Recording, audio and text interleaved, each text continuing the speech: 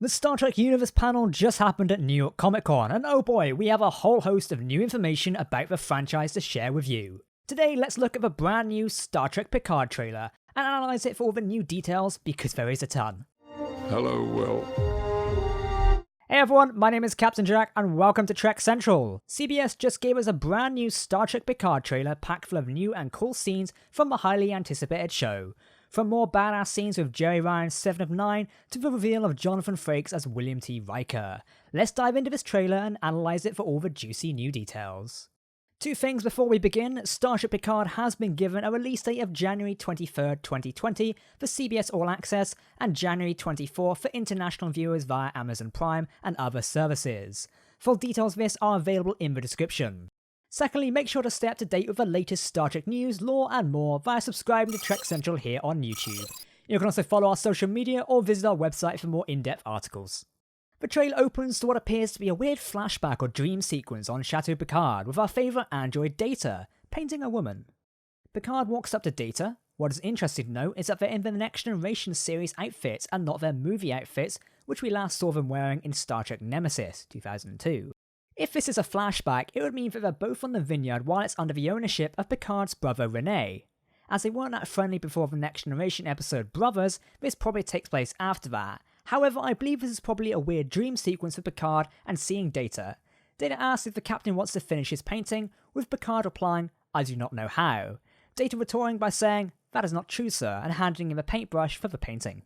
We then see flashes of what looks like to be an orbital bombardment by an unknown enemy. These could be Romulan ships being a retaliation attack against the Federation for not helping them during the Hobus Cataclysm and the destruction of Romulus. Alternatively, this could be the incident that Picard was involved in and maybe something to do with his rescue armada. We then find out it's a dream sequence as Picard wakes up to his dog, Number 1, which leads to more credence that the previous scene of Data was some sort of weird dream sequence rather than a flashback or hologram. Perhaps Picard is haunted by dream sequences throughout this series. We'll have to see. He tells his dog, Number 1, that it's all okay, probably showing that Number 1 is good therapy for him as he comes to Picard as soon as he awakes from his haunting dream.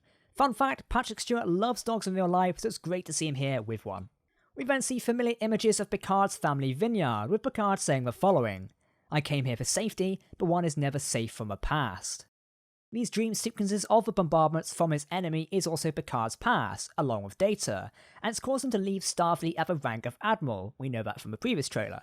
It must have been something that affected him deeply, causing him to find solitude alone on his vineyard. The idea of not being able to hide from your past is shown through Daj. This random young woman approached Picard asking him for help as someone that is after her.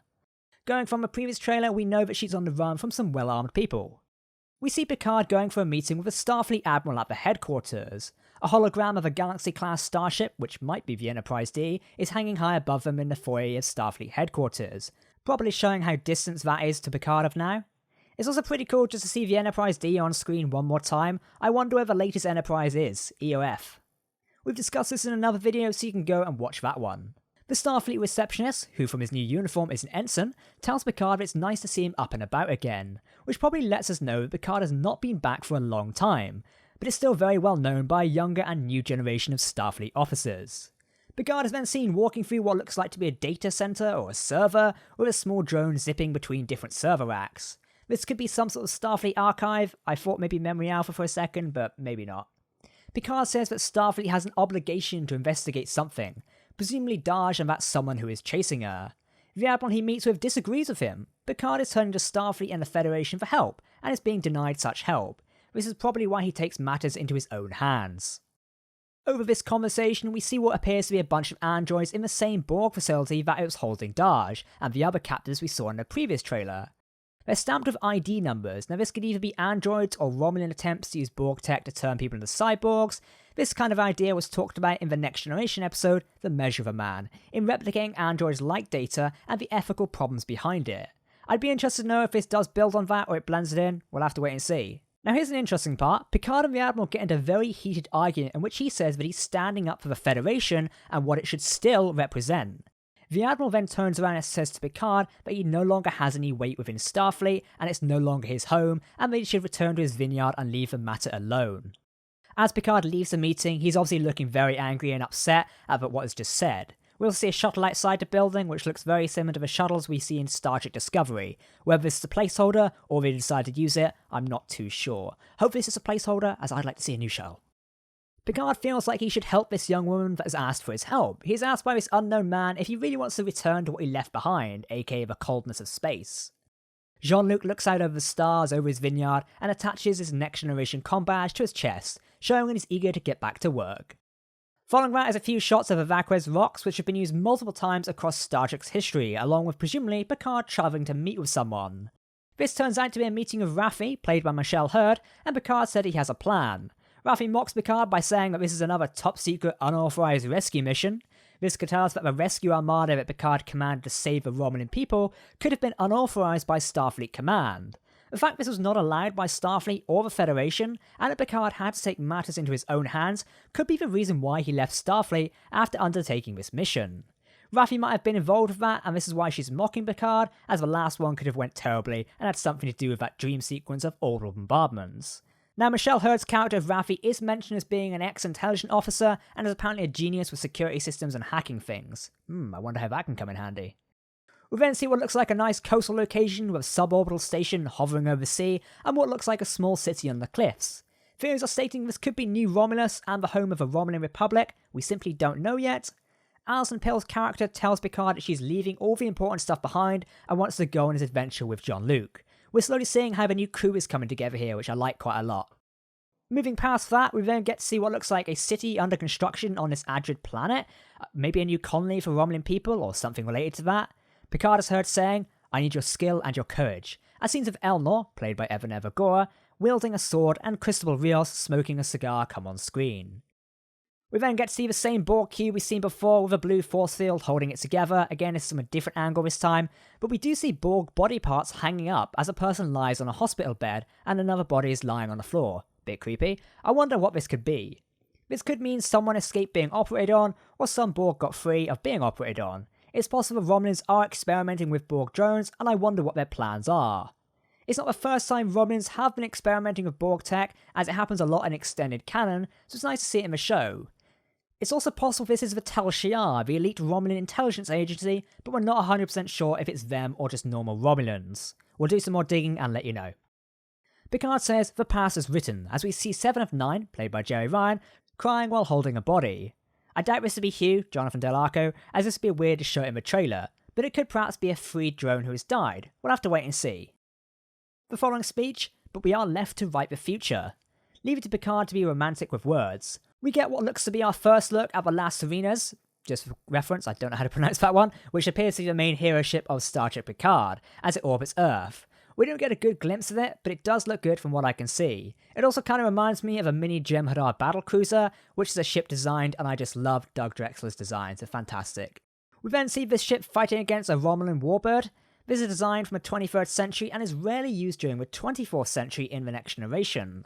I believe that this ship has probably been updated with Borg technology, which is why it can hold its own against the Las Serenas. But given that Picard's ship isn't the cutting edge of Federation technology, maybe it's not upgraded. The words, "A legend never leaves a fight," are seen on screen, linking the fact Jean-Luc Picard is legendary and he's now back in action. Jean-Luc is then seen sword fighting against someone. Picard can still hold his own even after retiring. I'm sure all these times on the holodeck wearing a sword on the HMS Enterprise has served him very well to this day. Some people, in outfits similar to that of those people hunting Dahj, are seen messing up a house. Possibly Picard's house at his vineyard, perhaps they're looking for Dahj and any evidence of what might have seen before. Now, in the previous trailer, we do see Picard firing a disruptor, so perhaps these scenes are linked together.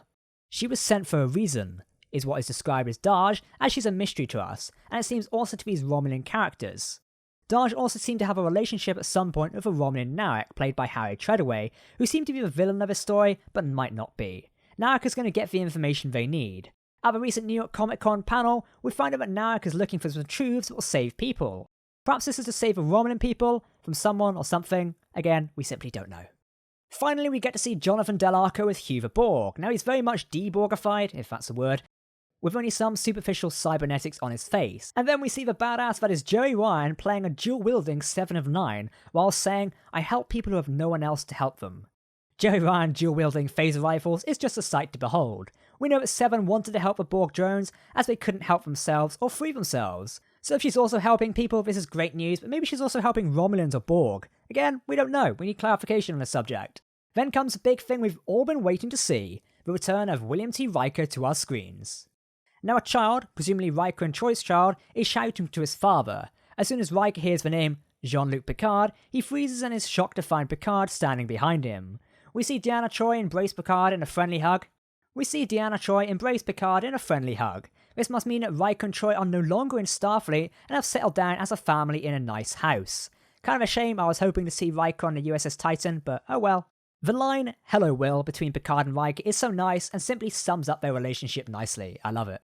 More fighting scenes are shown between the new ship and the Romulan warbird. Just for reference, this type of warbird has no class name, but was classified as the Talis class in extended canon. Maybe they've made it official. We see a mysterious repulsor-like device with a bunch of people surrounding it, followed by Hugh, Daj and Picard running through some sort of facility, possibly escaping from somewhere. The phrase, "we will have a story that is waiting to be claimed," is heard. Scenes of a big space battle with ships we saw in Picard's dream sequence blowing up some sort of space dock. It's either similar structure to Earth's space dock or another Federation starbase, we don't know just yet. Now a number of other scenes are seen, with the most important being a scene of Daj screaming as her skin seems to be burning along with a little girl looking at a window. Possibly this is Daj when she's younger. Obviously there's a hell of a lot of focus on her character in a minute, so it does make sense. Now our final scene in the trailer features Jean-Luc and Riker sitting out on a lake, with Picard telling Riker, "Thank you for not trying to talk me out of this," with Riker saying, "Believe me, I know better." Now William Riker seems to have learned something serving under Picard, so it's quite cool to see their dynamics still exist to this modern day. That's a wrap for our new Star Trek Picard trailer, and wow, that was a big one. We've learnt quite a lot about the show from this trailer, but equally not things that will spoil the story to us, which I'm glad about. Now how do you feel about this new trailer? Make sure to share your thoughts with us in the comments section below. I'm so glad we got to see Jonathan Frakes as William T. Riker, and can't wait to see if any other characters we know from the Next Generation pop up. This isn't a Next Generation reunion however, so don't expect too many. Here at Trek Central we have tons of information to process, so stay tuned for more videos and articles by simply hitting the subscribe button. If you're looking for Star Trek Discovery news, we'll be along with that shortly. For now, I've been Captain Jack. Thank you for tuning in with us via our coverage for New York Comic Con 2019. We'll be bringing more and more videos and articles with you soon, so make sure to stay up to date by subscribing to the channel here on YouTube, following us on social media, or checking out our website, trekcentral.net. Thanks for watching, let us know your thoughts on the video, and we'll see you next time. Goodbye.